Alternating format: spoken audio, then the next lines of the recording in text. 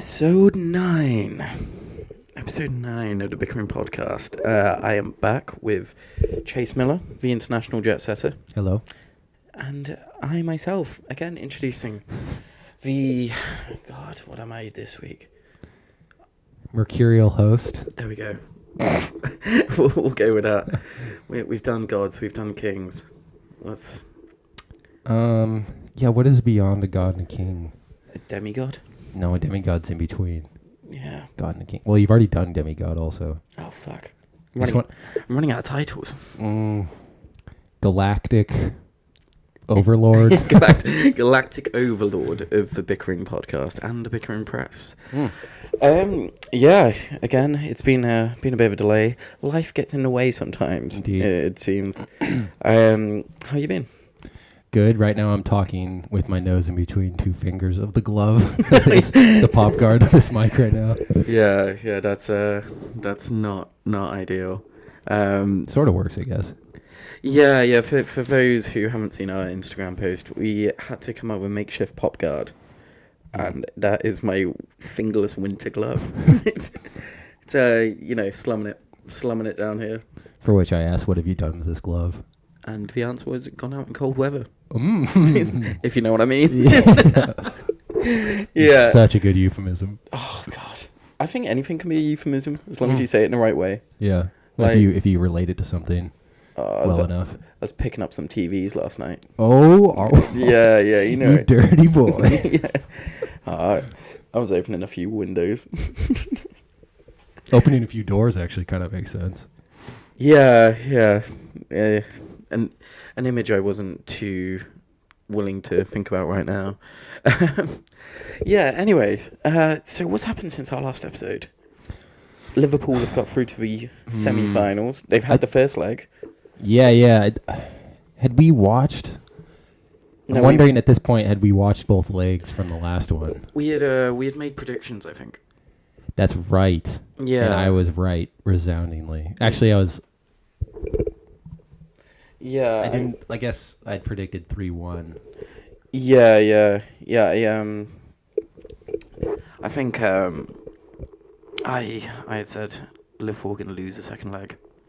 Yeah. And it did look like for a moment they were going to. Right. But those dreaded away goals, man. That was like they nothing. did. Yeah, they won both legs. Yeah. And then obviously, we had the first leg on Tuesday of the Roma match. Which a resounding success, but also left with a bit of taste.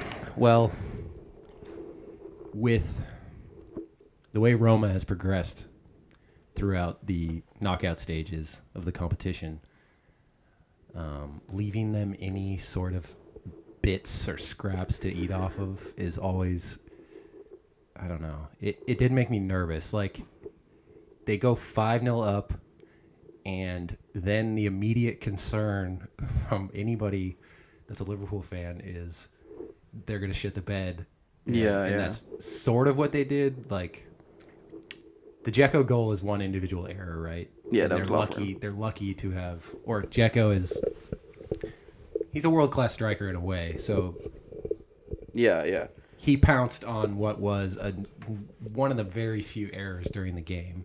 And then the Milner thing is complete bullshit. Yeah, there's no way you can get out of the way of that ball. That was just hoping for a second leg with a bit more excitement to it, I guess. If you're willing to believe that the refs are... Corruption. Yeah, I don't know. Obviously, it's still a resounding positive if you can go up by 3 goals in the first leg. It's just the away goals makes it more like they're up by 2 goals. Yeah. So I guess you had a mindset that you guys are going to make it to Kiev? Yeah. No, I think there's something to be said for momentum. And I think Liverpool have more momentum at the moment. There's more... It's like when Leicester won the league. I think so much about, like, Leicester... They had a couple of players who were in form. They had Vardy, they had Mahrez, they had Kante. And Morgan and Huth. Yeah, but, like, the standout in form guys are those three. And then you had, like, the rest of the team sort of picked up by the momentum. Like, as soon as the question starts getting asked, like, oh, do you reckon they can actually do it? You know, because, like, every fan's going to come in at the start and be like, yeah, no, they got a chance, they can win it, you know. But I think once it actually becomes a slight bit of a reality, I think so much in football is to do with confidence, and so much is to do with audacity. And you go around the city, and anytime there's a group of more than 30 men in one place, ole, just starts going. Mate, it only needs to be about 3 men at the moment. Honestly, that's the thing. Last week when we had that mini heat wave, I've been sleeping my window open each of the nights, 3 a.m. walking down the road, just. Which is the thing. I before this game, I'm starting to get a bit sick of it. I was starting to be a bit like, oh god, it's everywhere. It's all like when everyone was singing Jeremy Corbyn over and over. Yeah. But then as soon as it was kickoff in the next game, right. As soon as the first Salah goal went in, I was up on the tables. I was singing, jumping, dancing, And that's the thing. I'm only an honorary Liverpool fan at the moment. Well, they're my local team. Yeah, you're a regional fan, I guess. Yeah. More than regional, I guess. You are in the city, so you do have license to be. I'm surrounded by it. Is the thing, it's hard not to be. Yeah, all of my the majority of my friends support Liverpool. Right. So if I'm going out to watch football, it's normally to watch Liverpool. Right. Plus, they're playing better football than Newcastle at the moment, so it's more fun to watch. I said, dude, I watched Everton Newcastle Monday. It was dog shit. Yeah. It was so boring. Dark ages of football. Yeah, god damn. Oh yeah, actually, speaking of the dark ages of football, we do have to probably cover the attack outside Anfield, which was absolutely horrendous. Yeah, I mean, I had heard about it, but I guess I heard about it from you. Yeah. Mostly. Well, I first heard about it during the game. The people on the table next to me sort of said, "Oh, so someone's been stabbed or attacked outside Anfield." Now, the more I've read into it, the more it's he was attacked and his head got hit against the floor, and a guy called Sean Cox, who is Irish. Yeah, he was a 53-year-old Irish guy, travelled over for the game. They've put him into an induced coma. They're hoping to bring him out of it on Monday.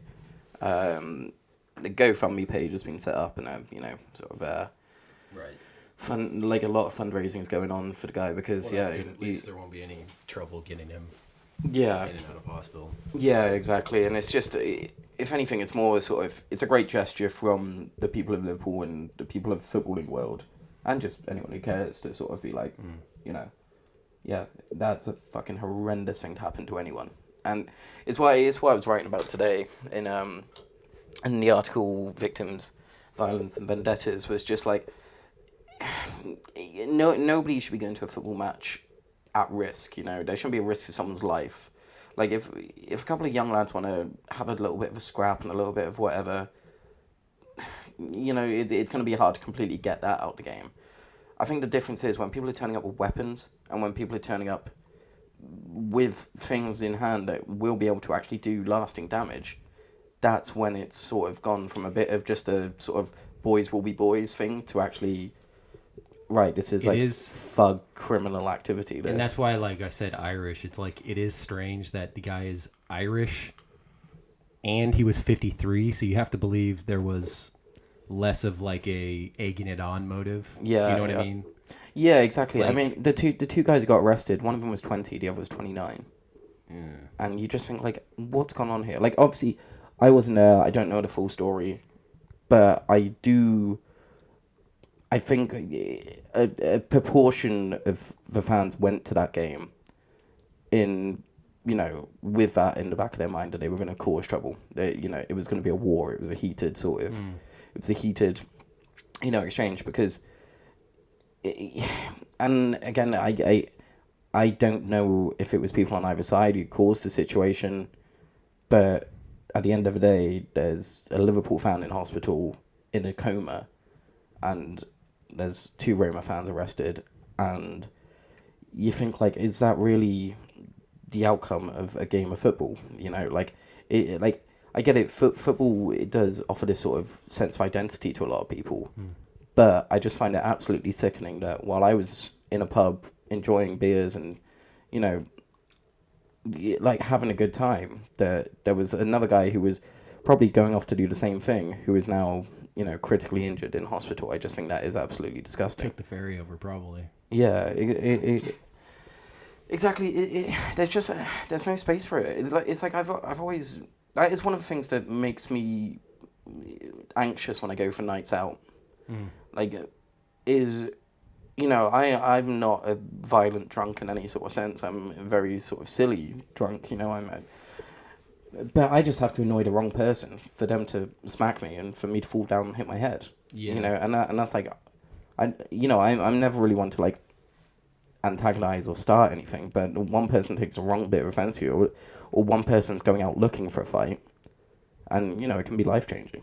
I mean, that's why I've always gotten warnings about Concert Square. Yeah. Yeah, it's just like those types kind of gravitate to certain places. Yeah, well, I think Concert Square does get its rap for it, but I think there's so many clubs and bars around that area as well that it all just sort of filters in. Yeah, of course. So like it's like I guess I didn't mean Concert Square itself, but it's like the just location as sort of and the openness and like the area. It's a little plaza where like all these halfway seedy bars are cheap. Yeah, like yeah, always. yeah, and I don't know, man. It's so easy. It's so easy that stuff can just boil over, and you just need that one sort of catalyst. Either it being a football game, being alcohol, being whatever.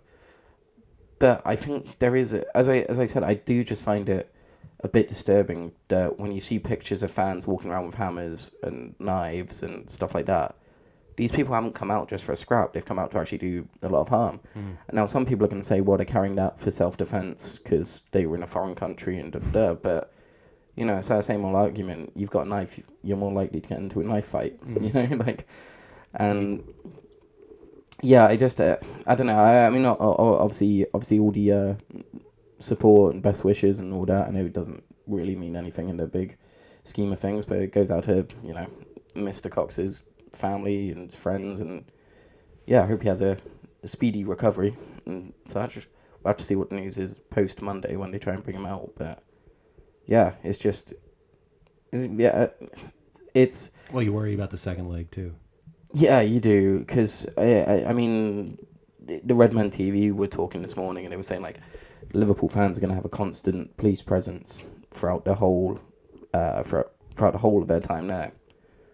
But you do just think, okay, but after the match, if people go out... Well, and Rome's a big city. Yeah, exactly. Like, fans who have travelled there who aren't going to the stadium. Right. It's... There's no way you can police all that. And it was this idea that I was writing about where there's going to be certain people who think an eye for an eye, tooth for a tooth, and it's sort of, well, you hurt us, we hurt you. And it's what I was bringing up about, like, how in the sort of, like, narrative building up to it, people kept mentioning the Hazel Stadium disaster. And people kept mentioning how Liverpool had this terrible reputation in Europe and how Rome have this terrible reputation in Europe. It kind of... It was, in essence, like, fueling it, It was sort of baiting for something to happen. And, It's also, like... Right, like narratives exist for a reason. There are instances where you can kind of slot these things into it. But in the first place, that was Juventus, correct? Yeah. Heysel. So Roma's not. But it was Italy versus. I know Italy versus England, like whatever you want to think about that. But really, like if we're talking about like club football, that stuff's not going to matter, especially if like it's just. It is sickening seeing them, if you direct the conversation towards a certain narrative, when something does happen, you can slot it into that narrative, and that's definitely probably not what happened at all. Well, because that's the whole thing now. I mean, you only have to look at. I think it was the Express released an article. Again, Redman TV were talking about this, and in the whole article they were bringing up how.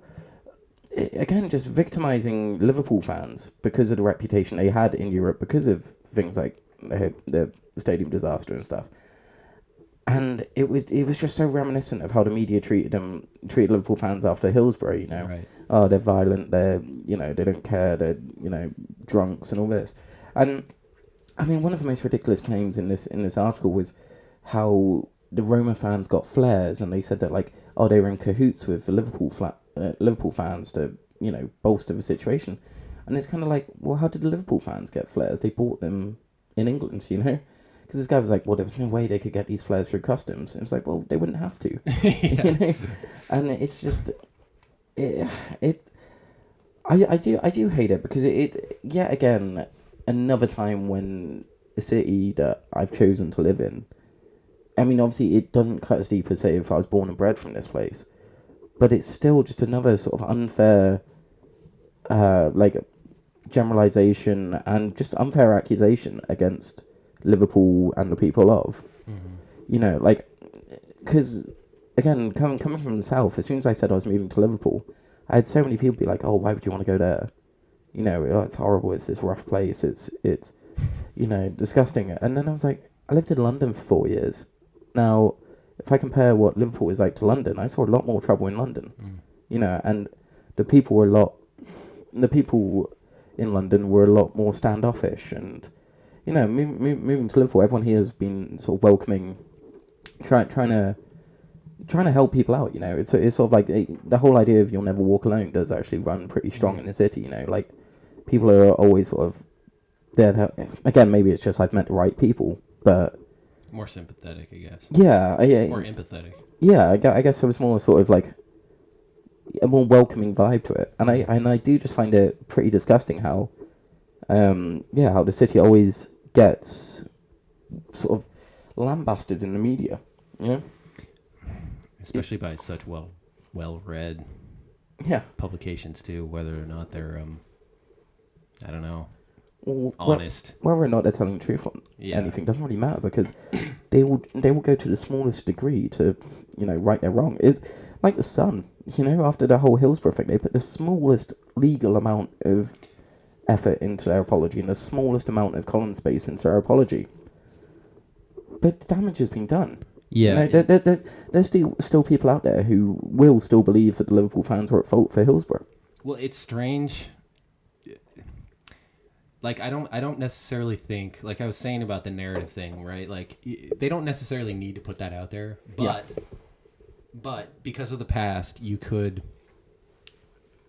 write an article like fair play about people are a little worried that because of the past there might be some incidents or something. Yeah. But to throw in that little like the little jab, like, oh, they probably like, probably weren't cool. Did you follow them off the train and watch them go and meet a band, like a club of Liverpool supporters? It's just like, it doesn't make any sense. People don't go to the game that way. No, I know. You know? I like, know. it's not, there's not like a firm in Liverpool anymore.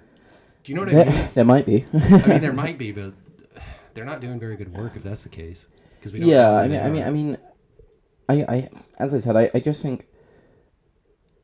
I think if anything, there was sort of this feeling that people wanted something to happen, so there would be a story, so there would be something to write about, so there'd be some drama. You know, like, again, in the last leg, when Liverpool fans, well, some Liverpool fans, like a minority of people, threw bottles and stuff at the Man City coach, that was suddenly the big thing from the game, not the fact that Liverpool went out and won 3-0 and all that stuff. It was always talking about, oh, well, did the impact of smashing the Man City's coach have, you know, what was the impact of that? And it's a bit like, it's just, it sells a paper, doesn't it? Yeah. And I think it's all too easy to, you know, to just chuck out accusations and chuck out claims and run with a narrative, because it will sell papers, and it's telling people what they want to hear, isn't it?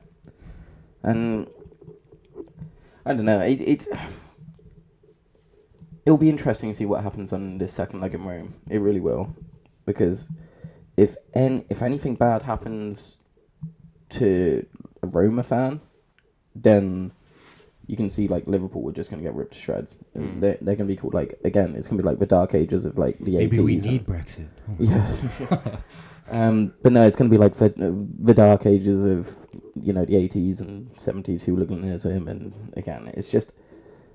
I think it's pretty apparent that hooliganism is kind of gone by the wayside. Yeah, but I think what I've heard a lot of people trying to talk about, a lot of pundits and everything like that, is, are their football fans sort of... what's the word, like, yearning to get it back to those days, you know? And I think it's Fair enough. Again, the guys at Redmen TV, they nailed it. They were like, nobody's wanting that. It was shit. Like, it was, the football was of a worse quality. There was you didn't feel safe going there with your family or your kids or anything like that. Why would anyone want to go back to that? Yeah. Like, well, just so a couple of like overly aggressive people can have a little bit of a scrap here and there. They're basically like doing a misplaced desire for authenticity in football and authenticity of the fan base, and it's like, yeah, I can understand claims about that, where like you're starting to see the club go more global in its reach, and they're like appealing more to tourists, and ticket prices are going up. So then like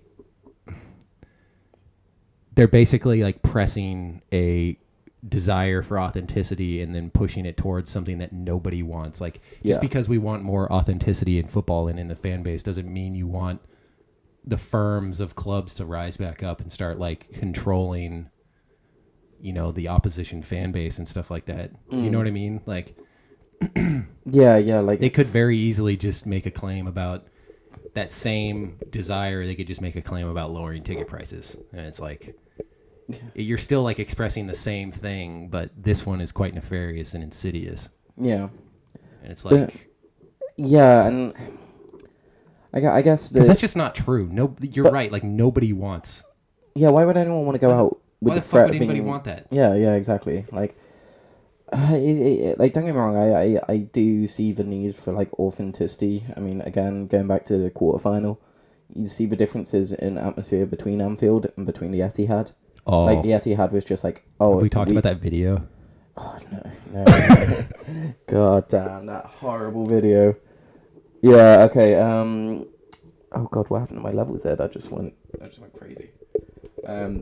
Yeah. So the video, the champions of the Premier League video.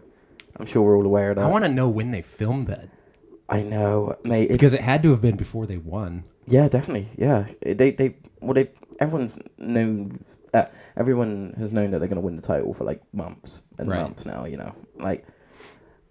Yeah, it just looks like a Gillette advert or like a Nivea advert or something like really that. Is. It's horrible, isn't it? That color correction is just about what that is. Yeah, and it's just a blue hue over everything. Ugh. And just, oh God, it's gross. Well, it ties in perfectly with like the distribution of the flags and the flags during when they played at the Etihad. Yeah, it's pretty much the same thing. It's like they turned what was like a promotion in the NBA into like false authenticity, essentially. Yeah. Like in a way, they did look at the atmosphere from Anfield and be like, oh, we want some of that. Yeah.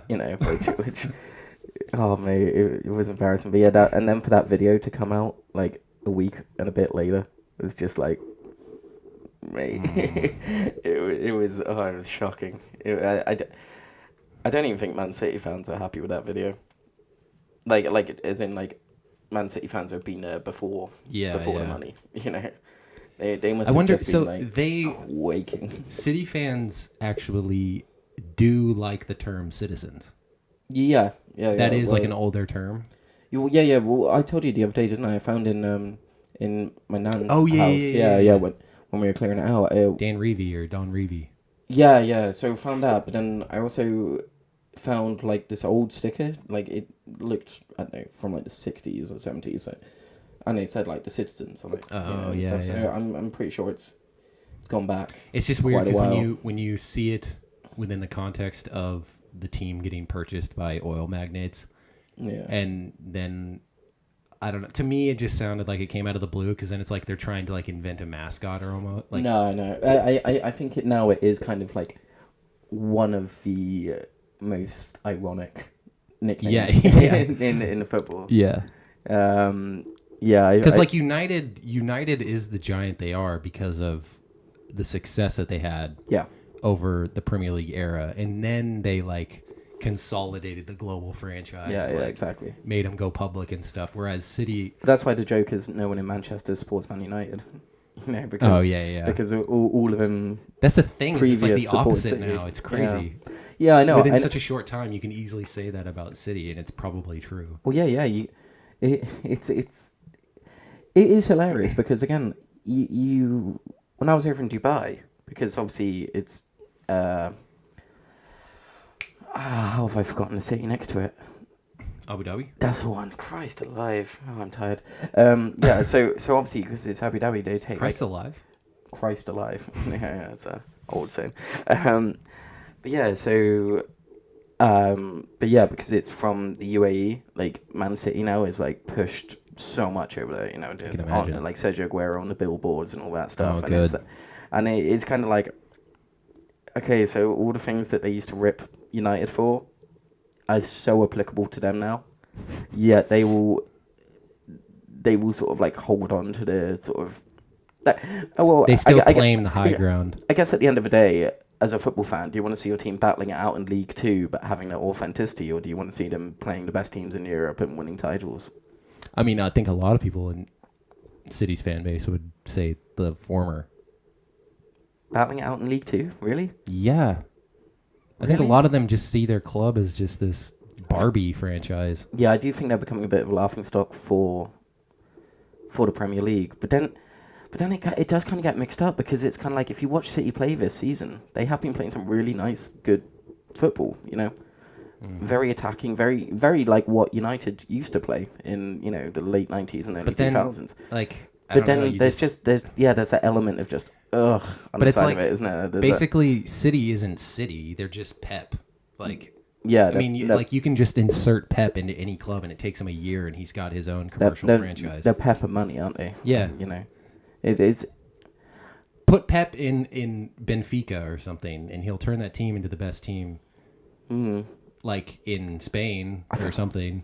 I think probably not that easily, but do you know what I mean? Like he'll get them into the semifinals of the Champions League, and it's like I do think Pep's a very, very good manager, but I would like to see him do it at a club that is a little lower down the table. You know, yeah, and not be your Bayern Munich, your Barcelona, or your City. Like, have the I don't know. Maybe it's just because I don't know. Just because of Klopp, but I guess Klopp is quite set in his ways too. Yeah, but Klopp certainly has a style, doesn't he? Yeah, and if anything, I was kind of shocked to see him actually spend big money because he never used to do that at Dortmund.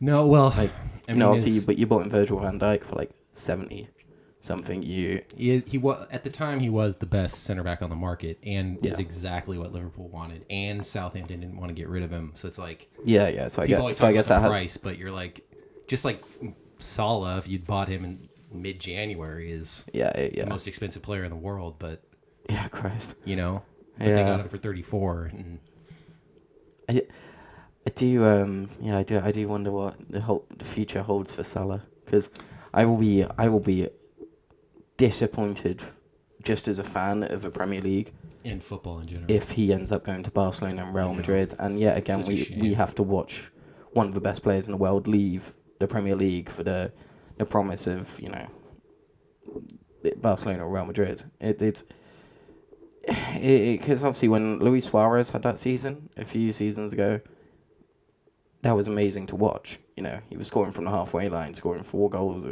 in certain games, and like that was really fun to watch. When Ronaldo was doing it at Man United, again, really fun to watch. And then it just gets taken away like instantly, you know. And that's the thing. Like this season, I think for every neutral fan, Mohamed Salah has probably been one of their favourite players because of the goals he's scoring, because of the sort of confidence he has in himself and everything like that. I think there's a reason he won the PFA Player of the Year instead of Kevin De Bruyne. You know, Kevin De Bruyne, best player on the best team, but from an entertainment point of view, I still don't think he's been the best player in the league. Yeah. You know, like he's played with the entire team. Like there have been games where Salah just like literally like produces magic. Like Crystal Palace, he had that pass that skated through a bunch of legs, and then his touch is like literally hits his foot and then bounces straight up in the air like this and bounces down and he kicks it in with his right foot. I mean, like the poise. The poise alone is like worth millions. Yeah. I mean, that his poise on the ball in front of goal is one of his best features. Yeah, so his speed is over the composure. Yeah, it's like his left foot, the speed, the Messi style stumble dribble kind Yeah, of yeah. deking people, knocking people over, but like the poise has scored him like 8 goals this year. Easy. Yeah, easy. Yeah, yeah. I just if he gets plucked by Barcelona, Real Madrid in the next 2 years, that will be so frustrating. Yeah. I think because I was trying to think about this. Who was like the last like Premier League legend who you would put in a Ballon d'Or sort of running? You know. That's a good question. I mean, Because again, the last person to actually win the Ballon d'Or who wasn't Messi or Ronaldo was Kaká, and that was in like 2008. well, Suarez has 9. to be the last one that. Yeah, but then he got plucked. Like No, that's what you I know, mean. and that if, year he got 3rd place. yeah, what I'm saying is like the last person to do that who wasn't taken away. Well, is there anybody? Well, I guess Gerrard at a time, but then you had to watch him go down, and like I don't know, like because I was thinking about this. Because even Michael Owen won the Ballon d'Or and he still got plucked by Real Madrid, didn't he? And it's just I'm getting kind of tired of a narrative of that's how you become a legend and that's how you become one of the best in the world is you go somewhere, you perform well, and then you get taken to Real Madrid or Barcelona. It's definitely the way to become most recognized in the world. You know. But see, I don't understand that because the Premier League is the most watched league worldwide. But Premier League and La Liga and the World Cup, like that's like the thing is like you get noticed on all of them. So then people know you from the Premier League, then they know you from La Liga. Yeah, but if you do well in the World Cup, but it's not a two-way street. Is it? We're not getting people back from La Liga. No, I know. You know, like yeah, it's the pulling power they have. I agree with you. It's not like it's not a two-way street in that way, but it's like people that really love Suarez might tune into games in La Liga. So like when they're getting sold this idea, they're getting sold like, at least this is the way it feels to me. Like they're getting sold the international acclaim for many generations, and the way you do that is how Ronaldo did it or how Cristiano Ronaldo did it, or yeah, you know what I mean? Like you go to these clubs because they have this enormous reach, and then you're known to everybody because you've been to the Premier League. But I'm wondering as well, is it partly because of the success in Europe? Because I think because because they're perennially in the late stages of the Champions League. Well, because in the 90s it was always AC Milan, Inter Milan, Juventus, wasn't it? You know, you had Zidane go to Juventus. Like, I mean, given he then went on to Real Madrid, that was like mid 2000s, wasn't it? I guess you could see that changing because City have become very magnetic as a pole. So you could see the Premier League become that, especially if Liverpool win the Champions League this year, that suddenly is like an extra bonus chip.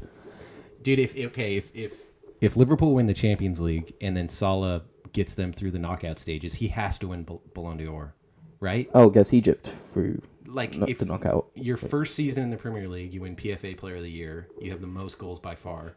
Yeah.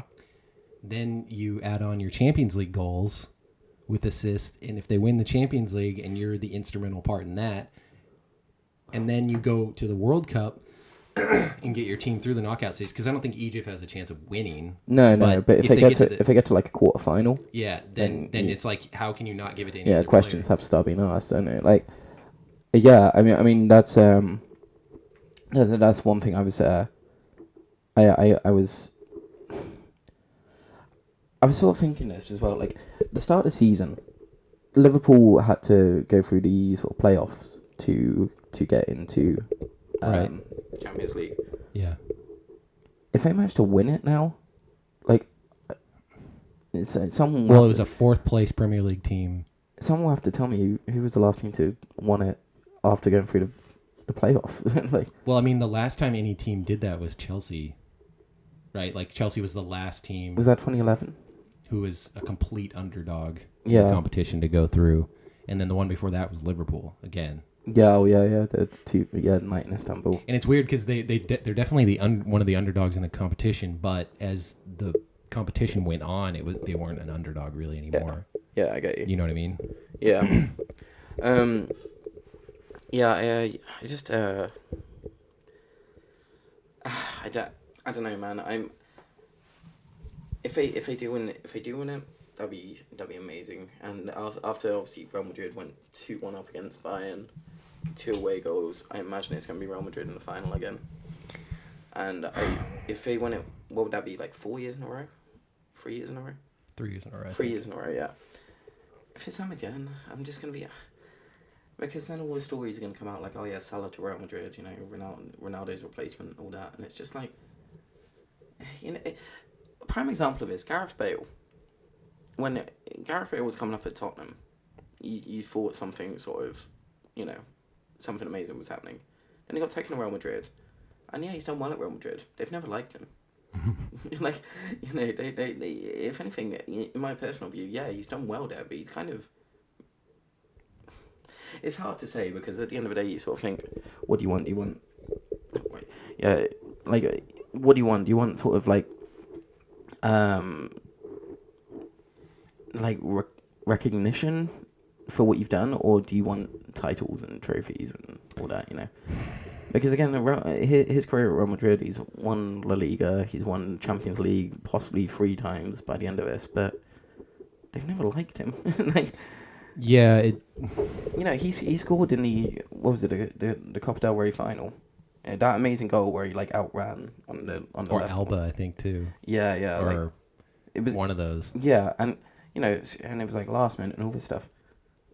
The last thing I heard, It seems miles away now. well, he didn't even play in the game yesterday, and it wasn't because he was injured. Apparently he had a massive argument with the management staff. Dude, I'd be pissed. You're like. Is it Messi and Salah are the only other 2 right-wing players that can get close to your ability? Yeah.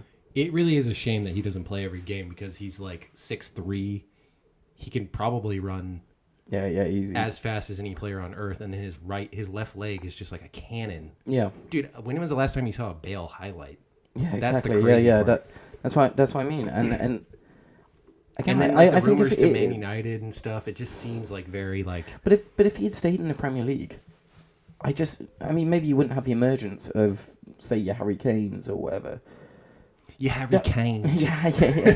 but that's another one. That's another one I actually want to bring up because there's all this talk of Harry Kane going to Real Madrid. I hope he does, but you know. Again, I'm not sure. I know. I just because means Tottenham's still good for a while. Yeah, but Tottenham can't win. So yeah, they can. Yeah, I hate that old cliche, but it is kind of man, they can win. They went out in the Premier League, the Champions League. They went out terribly against Man United in that semi-final last week. Yeah, I don't know what happened against Juventus. I definitely thought they were going through on that. Yeah, again, that season just tanked. Yeah, it fell apart. But again, they'll get Champions League just because Chelsea and Arsenal are garbage this year. Yeah. Oh, Chelsea not the most uninspiring team this year. Dude, I just hate their business model or whatever their success model is so dumb. It's win. I don't. Maybe I'm wrong. Maybe it's win 1 year, 5th next year. Win 1 year, 6th next year. It's just loan out every young player ever. Yeah. It's I remember I was watching the stream and somebody in the chat, you know how when you're watching on Ronaldo 7 or something? Yeah. On the chat, it'll people are just saying obscene things over and over again. Somebody on the chat said, all right, best player in the world, Ronaldo or Bakayoko? And everybody on the Bakayoko. FIFA legend Bakayoko. I know. Yeah, yeah, God, well, they're just boring, aren't they? There's nothing to them. Yeah, they have just been so trash. I don't know. It seems at least Arsenal, you think there's actually something going on. There's some progression. There's some sort of Wenger's kind of getting close to coming out, and Wenger has announced. Yeah. So it's close that he's that reign of terror. I don't know. A reign of mediocrity. Yeah, it's starting to end, and they have a good batch of players in, so they could easily. Well, Aubameyang, Mkhitaryan, easily become a top team. They just need some midfield help. Always, and some defense because Mustafi is crap, but yeah. But yeah, Chelsea, it's It seems like Eden Hazard, it's like the only way he's interesting is if he has the weight of the title race on him. And then, like, his movements all become, like... Yeah. But it's like, I don't know. Like, when you watch him play, it's just very, like, I'm impossible to go down. I'm gonna, exactly. weirdly glide between people. I don't know. Yeah, but then it's sort of... Yeah, they doesn't really seem to be any sort of push in Chelsea's season, you know? Mm-hmm. It's going... If they get top 4 instead of Liverpool, that will be a crime. I think they're still 5 or 6 points behind. Yeah, but you still got to play each other. Oh, yeah. Yeah, I hate playing them. 2 weeks. They're horrible. Yeah. Well, they were the infamous Gerrard slip, weren't they? Well, it's just like, God, their entire game plan is just like torpedoing whatever you do. It has nothing to do with winning the game. Yeah, it's capitalizing on. It's weird. It's like the Mourinho trend just like took hold of that entire club. You know, he was the perfect manager for them. He just boring, uninspired, a bit nuts. Just like. And then exceptionally well organized. Yeah, amazing blocks. Turn of the game. Just becoming the team that everyone hates to play, but not because you think you're gonna lose him, just because you think something shit's gonna happen. Mm-hmm. Like so. That's how I felt about City for the longest time. Is like they would play great football against you, but you'd be holding off and stuff, and your attacks would sort of be going places, and then it would careen off of Gerrard's chest and bounce off of Skirtle's foot, and then Edin Dzeko kicks it in. You're like, oh, great. Yeah, this is a class FIFA goal. I love this. Yeah, they're just the supreme skill of the Manchester City squad. The controller smasher is they would City's be cool. wonderful at that. Although with Pep, they've actually stopped doing that. That's what I mean. Yeah, this season they've actually been playing fun, interesting. He's tidied football. them up. He's made them a lot more globally persuasive to the audience. Yeah, right. He's cleaned up all the nasty errors. Yeah, because love it or hate it, they won the title that early and with that many goals because they played good football, you know? Don't get me wrong. Great. Don't get me wrong, I think certain players got more praise than they should. Otamendi, for one. Otamendi is shit. So bad. But then... How is he on the team of the year? Just because he passes the ball well? Yeah, I know. But that's what a midfielder's for. But exactly, but it's like when you have a midfield as dominant as City's is, then the defenders are going to get some praise because of the clean sheets they've kept and all that. Problem is, they're not facing, like, you know, half the pressure, half the... Yeah, I know. And every time he was under pressure, he coughed the ball. He did that, like, twice against Liverpool. Yeah, exactly. In 3 games, he coughed the ball. Yeah, Liverpool exposed him for the fraud that he is. Well, and he's such a douche, too. Like, anytime anything mildly, goes against his wishes in the game, he just screams at the ref like a child. I mean, that's City in general. Basically, any player that has anything happen to them, that it doesn't go their way, they all scream. Well, yeah. And they put on they literally put on faces that children have when things don't go their way. Yeah, they get all scrunched up and it's like indignant about everything that's happening. It's like Ronaldo. His pout. His sort of just... I don't know. I think Messi's worse about that. Messi's kind of a child in that way, too. Like, he just sulks anytime he loses a game. Yeah, he does, And he's not a very good leader. That's why Argentina haven't won. He's a terrible leader. Yeah, definitely. It's probably because he's short. But yeah, no, it was like yesterday, cool one against Ronaldo. It was like a handball decision. And he genuinely looked like he was about to cry. Like, honestly. And it's so often that he looks like he's crying. I'm not sure just like, if it's sweat dropping into his eyes, maybe, or if he is actually just, like, on the verge of actual tears. Maybe he wants it that badly, jeez. Yeah, it's probably... Should we move on from football? Sure. It's a tough thing to do, especially when it's pretty much everywhere at the moment. I said I was trying to come up with a pun that would like mean this is like the Bickering foodcast. I don't know, Bickering football cast. To be honest, we could actually do one of them. Oh, easily. Yeah, we could, but then it'd be so hard to like in the next podcast not talk about football. But yeah, I mean, I could hate on football players my entire life. Especially be a terrible time to start a footballing podcast at the end of the season. Yeah, but I guess you got a World Cup coming up, so that'd be pretty decent. What are you talking about? Yeah. Start it up. Yeah, fuck it. Yeah, next week let's start footballing podcast. No. Just integrate it into like the normal one, dude. Possibly, man. I wouldn't mind having a pure hour of football. Yeah. I I feel like it's like daily news. Eventually, you'd just be like, have we told people that John Terry raped somebody yet? we're not sure. We would like to come out and say that John Terry did not rape anyone. I was just saying that as a joke. This is not libelous. We're not accountable for the views. Yeah, I mean, one thing I did want to talk about before the hour was up was the Facebook thing. Yeah. Yeah, Isn't it great? it's ridiculous. Like, we were having this conversation the other day, weren't we? It's pure comedy. It is. Right? Like, there's no way to look at it any other way. Like, when that guy who's so out of touch with modern day technology comes out to Zuckerberg and is like, yeah, when I send an email on WhatsApp, it's like, oh my god, what did he say? He was like, when I send an email on WhatsApp about Black Panther, and can you make ads appear on Facebook about Black Panther? Can you get into the thing and display it? And Zuckerberg's like, no, like, why would we want to do that? You know, like, obviously ads run on cookies from other websites. So if you're going to Google and constantly looking up Black Panther stuff, and they might start advertising Black Panther things, or it's like when you start thinking about buying a pair of boots, the first thing I saw in my room, then you might start getting adverts about boots. Yeah, this guy was like, yeah, when I send an email on WhatsApp, and you could just tell, like, anyone under the age of 40, just head and hands, like, The whole thing. Okay, I can't decide, because if you look at it sort of, if you look at it through sort of a conspiracy lens, you go, this is just a farce that they're playing out. right. Because you see it and you go, why the fuck would there be just Mark Zuckerberg?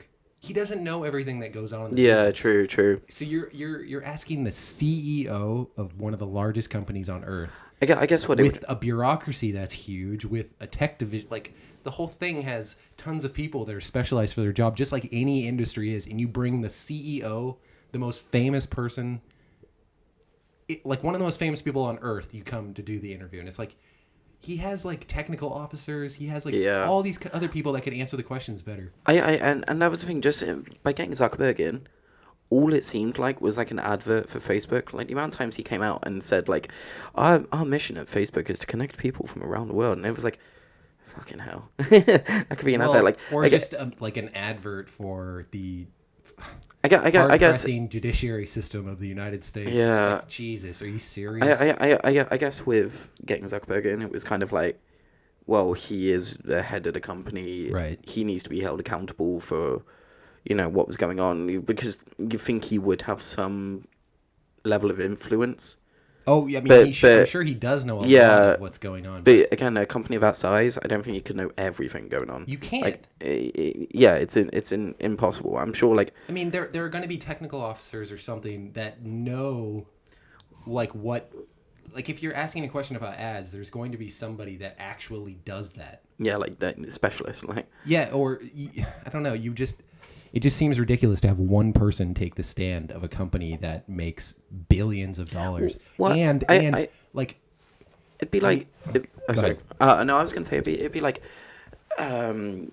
somebody who is CEO of, I don't know, like a car company, being asked about the financial side of it, and it's like, or like the mechanical side of it, and stuff like that, and it's kind of like, well, yeah, they're there, they've worked their way to the top of the thing, but their job isn't to, there's probably people on the factory floor who know a better way to install a cog into this certain aspect. Or it's like interviewing the guy that's like the mechanical officer of the factory about questions about marketing and advertising. Yeah, exactly, like, yeah, but that's not my job. Yeah, but I might know some stuff about that. But it's like, no, but your company does cars, right? And we're talking about cars. and that's kind of how I felt with Zuckerberg, was a bit like, your company does internet things, so let's ask you about everything to do with the internet.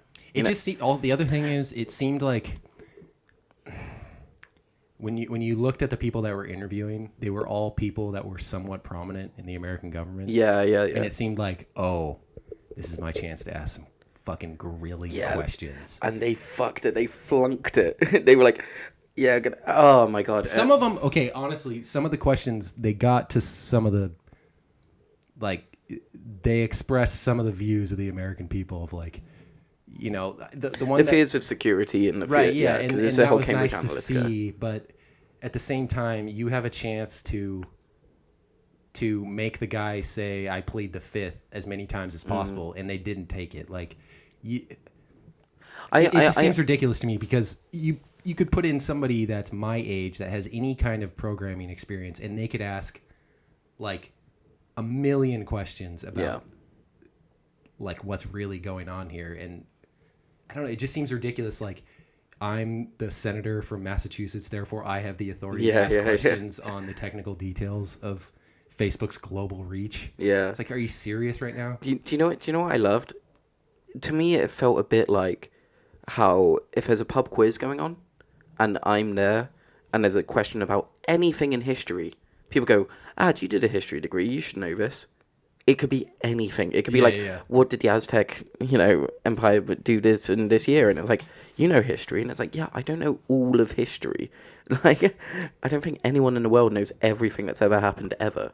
You can be well versed on it, but, and it's, as well, oh my God, I think the worst bit I saw in that was like, there was this lady who sort of just came out and like told him off as if she was his mum. It was like, yeah, so you've been doing a lot of apologizing today. How about you do better? Or something like that.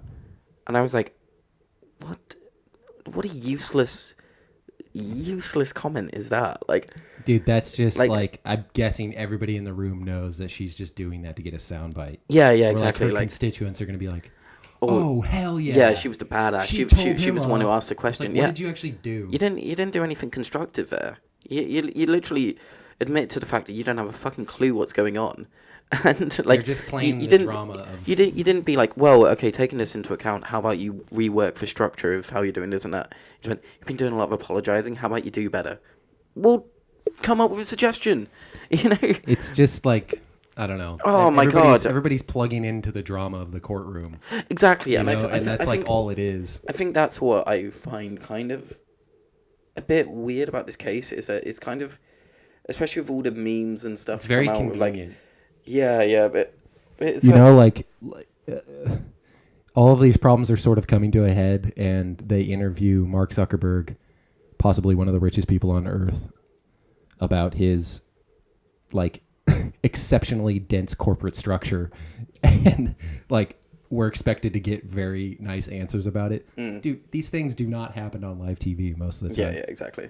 Like, and if Facebook was doing something really shady, do you really think they're gonna like reveal the true extent of the shadiness on live TV? Won't the NSA know about it anyway? Exactly. Like, I mean, come on. And it's it's just, again, it was that comment you made the other day, which was like, why did they get people who didn't know what's going on to ask him the questions? Why didn't they hire people who could understand what was going on and then write it in layman's terms for these people? I like, but some of the questions you're like, really, you couldn't. This could be one of the most groundbreaking interviews. Yeah. For like the next 30 years, and this could be Frost Nixon. Yeah, you didn't spend 2 weeks interviewing people in the tech industry so you could get questions in simple terms. Yeah, exactly. Well, again, to say email through WhatsApp, that shows you don't have a fucking clue. I know, it's like a joke that all young people tell about old people, but it's like... Exactly. This guy didn't even seem that old, I don't think. I think he seemed like in his 40s or 50s. That's still like... But like, yeah, but like... But he obviously still should know. Yeah, the thing is, like, these people are politicians, like... That's their life. They, like, I don't know, you cut some sort of a slack for them because you're like, your entire job is fundraising. All you're doing is fundraising so you can go on another campaign and make one little piece of progress for your constituents. But it's like... But then I think surely with the amount that the world's changed, there needs to be training put in place. There needs to be... It's like police departments nowadays have to be trained in, the way social medias are working for, like, hate speech or for threats or for anything like that, And, yeah, as ridiculous as it sounds, that needs to be done because it's now part of the world. Like... how can you assess global events and economic policy for the United States if you don't understand how these things work? I mean, the virtual world is the world now. Yeah, exactly. You know, like I do think it's quite funny when you see like old timely like TV presenters try and keep up with social media and stuff. It's like you see like some guy who's been on TV for like 50 years and he's a national treasure being like, share this on Twitter, and it's like, yeah. It's so funny how like. But then, if anything, he's done more effort than these guys interviewing Zuckerberg. You know, like, I love that as well. The guy who asked that question where he's like, if I'm talking about like Black Panther, and it was like, what's the hip film at the moment? You know, like obviously Black Panther is like one of the biggest selling, you know, and it just seemed a bit too convenient. He dropped that in there to be like, I've said buzzwords like Black Panther. Well, and he's also said like, I'm gonna use this buzzword leftist, you know, leaning film, like, it's all just writing off of public opinion, you know. Yeah, he probably thought he nailed that, didn't he? Oh, yeah. He probably was like, if I could leave the room right now, mic drop moment. He was just hoping he didn't say Black Panthers or something like that. Yeah. Totally get the movie wrong. That'd be absolutely hilarious. When I'm watching The Walking Dead's. Yeah. It always seems like the mistake. There's like a plurality where there definitely should not be one. Because you say Black Panthers and you're talking about the Black Panthers, you know. When I'm watching The Dead That Walk. The Deading Walk. The Deading Walk. Yeah, I mean, that sounds like a terrible British drama on the BBC. It was really just like a perfect microcosm for what government is anymore. It's just like this drama that they play out where they, you know, make little changes. Yeah, but I think as well, like, there was sort of this feeling that any young person watching that saw how ridiculous it was and saw how nothing beneficial came out of that talk. That, again, we just turned to memes and internet culture and the way Zuckerberg's an alien and all this stuff. It's funny, but that's not a good thing. No, that's not a good thing. But it shows how pointless the whole case was, because nothing got done. You know, the people making the accusations and asking the questions didn't know what was going on. Zuckerberg was just confused, because the questions were so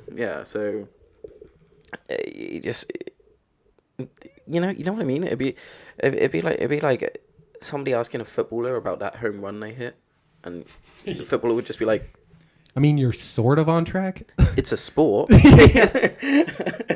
It has to do with scoring, which I think ball. Most competitions have. Yeah. So you're in the right pitch. You're in the right ballpark. So when he ran down the right wing to hit that slam dunk, you're sort of right. I guess you can call a screamer a slam dunk, right? You know, it's like, it is sort of a slam dunk. I guess a header is more like a slam dunk, but a header's not as cool as a slam dunk. Right? Yeah, but you could. Maradona did a slam dunk. Yeah, but Ronaldo tried to do a slam dunk. No, really. Maradona did a layup. Yeah. I guess it is. A rebound. A rebound put He back. Can't reach the hoop. Sorry.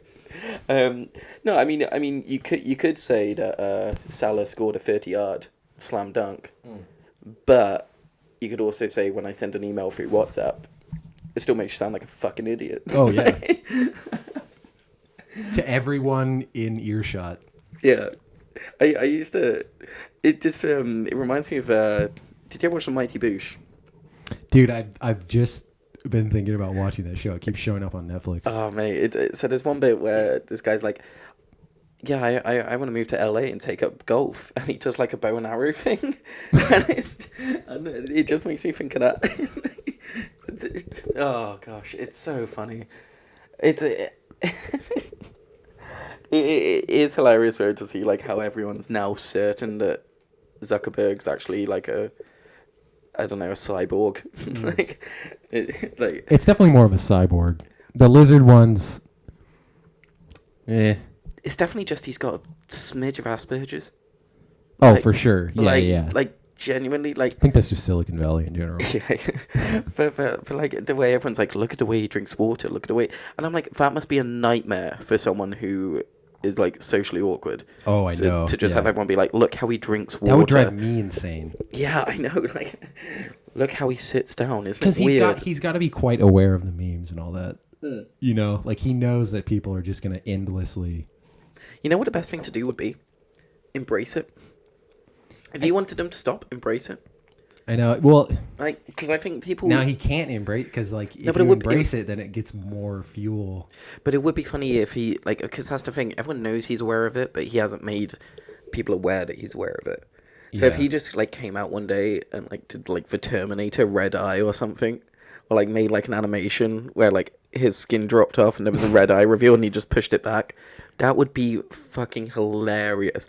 And I think people would respect the hell out of him for being like, you know, take it, embrace it. You know, it's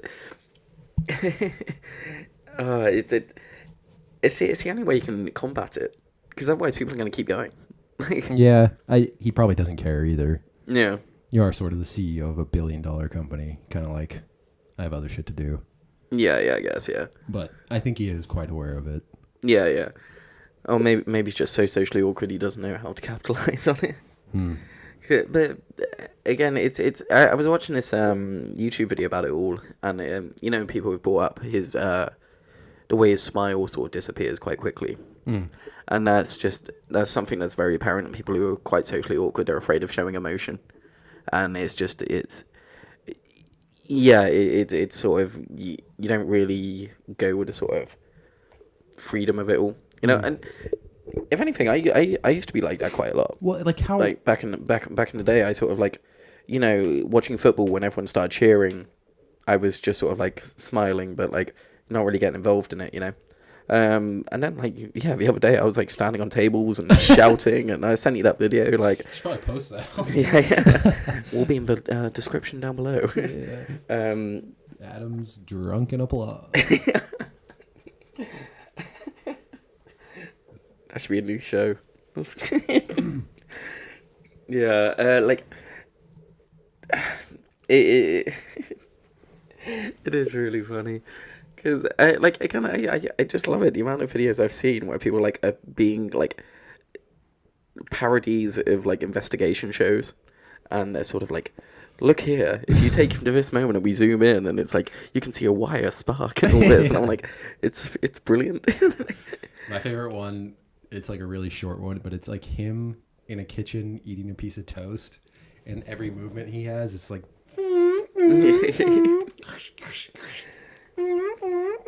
Humans drink water. I need to drink water. Yeah, as I said, I think at the end of the day, when you're that rich and that powerful, you don't really give a shit if a couple of nobodies on the internet are taking a mick out of you.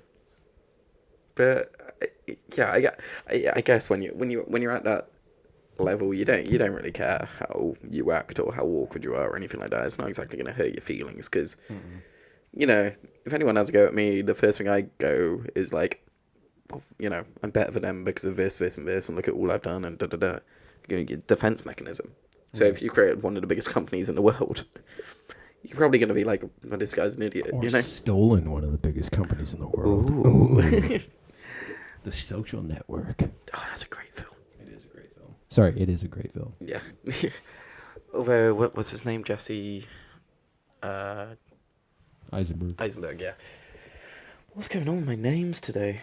Yeah, I'm just tired. I've forgotten everything. Too many drinks on the weekend. Too many drinks on Tuesday night. That's true, sorry. Ah, dude, I struggled yesterday.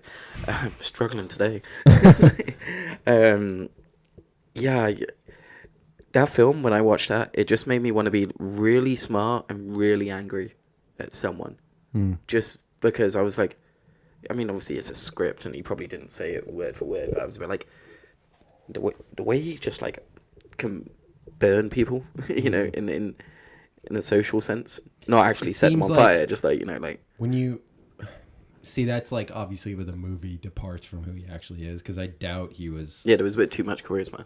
Yeah, because Jesse Eisenberg definitely didn't obviously it's a character, right? So he's not going to depict exactly who Mark Zuckerberg is, but I just don't see Mark Zuckerberg slinging absolute fire. Yeah, like he like really puts down people in that movie, and Mark Zuckerberg, I don't know if he has that kind of what's the well, I don't know wit, like, well, but I think as well, I don't think he has the expression of it. You know, again, it's sort of like he doesn't have a holds back charisma. the again. I don't know the guy. I'm just going on what I see in public, but you know, and that's probably a bad way to do it. But I can't imagine like I can't imagine like when he walked into a room at college, everyone was like, "Yo, Zucks, yeah, what up, bro?" And he was like fucking suave as shit, going by high-fiving people and all that. I think probably a lot of it being spent in your room coding, it doesn't really give you the best sort of social skills, does it? You know. But then, fuck it. I may consider myself to have better social skills, but I've got a fuck ton less money. You know? But money isn't everything, kids. That's the trade-off, man. Yeah. I know. Yeah, I do sort of think if I spend all the time I've spent socializing and put it into something else, I'd be a master. Yeah, but what would you be as a human being? Exactly. I'd have all this money and no way to actually. I'd have no friends in the first place. Apart from other people who are exactly like me, and we just meet occasionally. That's the thing. Maybe that's unfair. Like, you know. I mean, he's probably got loads of friends, but well, the way you set it up, you said take away all your social time and turn it into something. Yeah. Maybe if I just didn't go out drinking and spent the whole night learning guitar. Video games either. Yeah, video games. That's the thing. I do sort of wonder, like, if the amount of time I've spent on video games and the amount of time like pro players have spent, like, you sort of think like, how have they got to such a other level of it? Because they play them full time. Probably more than 8 hours a day. Yeah. You know? And just one game. Yeah. Like the whole thing with Fortnite at the moment, people are literally like streaming for like 15 hours a day and like making some food and going to sleep. And just, Deli Ollie plays Fortnite, dude. So does half the world. It's the new hip game. So are you? It was hip like 4 months ago. Come on. Yeah, no. Well, more than that, like 6 months ago. Yeah, I would like to be a Fortnite hipster here and say I downloaded it on day one. Ooh, I heard about it from Adam Willie in Wenatchee, Washington, before I left. So October. Yeah, like. I knew the base game was coming out, like the zombie survival thing, but then like the battle royale mode, it was a bit. But now nobody gives a shit about the zombie survival game. Are you a PUBG guy? I'm a PUBG guy. Okay. Yeah, I feel it's the alternative. Yeah, it's just Fortnite's so cheap. You can lay out the perfect plan, surprise people in the perfect ambush, and then you shoot them once, and they've turned around and built walls all in a heartbeat.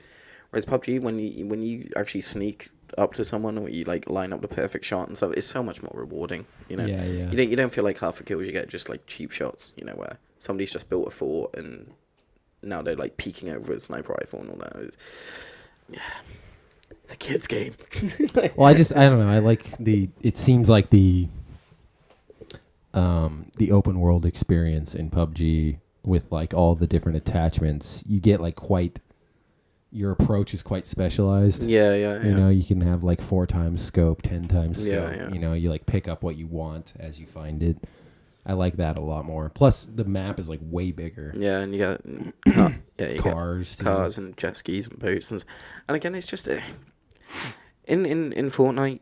If you're going through open space, you're fucked pretty much. Whereas in PUBG, you can like crawl in long grass and like hide like better, you know. Yeah. And again, I just prefer tactical elements. Well, yeah, I guess it's just arcade versus exactly. realism. Yeah. You know, wherever you fall on that spectrum. Yeah, a game's supposed to be fun, or are they supposed to be simulations? Well, that PUBG's fun.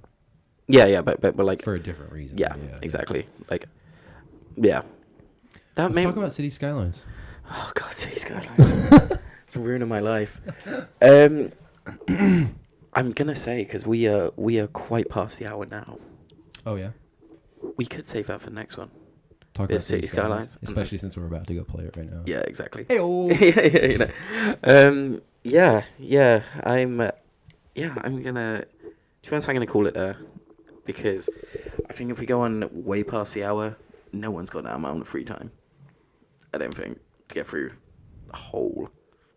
I don't know. It's just a couple of things people had said was. And if you have listened to the entire thing, you are one sexy customer. Exactly. Yeah. Cool. Well. Yeah. Let's do another one soon. Let's do a football podcast as well. That'd be cracking. You know, we're gonna have to do that probably over the airwaves. Yeah, I know. Dude, the World Cup editions. I know. Those are gonna have to be Skype podcast. The international jet setter is jetting off into the horizon next month. The 15th. The 15th next month. So, unless you want to hear me rattle on for an hour by myself, I'm going to need a new podcast co-host. So if you know anyone, get in touch. Or we could do it on Skype. We could do it on Skype. Why are you ditching me? We'll have to experiment with that, man. Yeah, actually, though. Maybe we shouldn't be talking about this right now. Yeah. Yeah, not talking about it on the air. Okay, cool. Well, yeah, I hope you've all enjoyed it. Like, subscribe, and all that YouTube crap. Hashtag Patreon. Hashtag Patreon. You can support us if you should. Patreon. If you should feel up for doing that. And then yeah, just follow Facebook, follow Twitter, because they're straight fire. Yeah. Oh indeed. All right, cool. I'm gonna call it. Okay. See you later.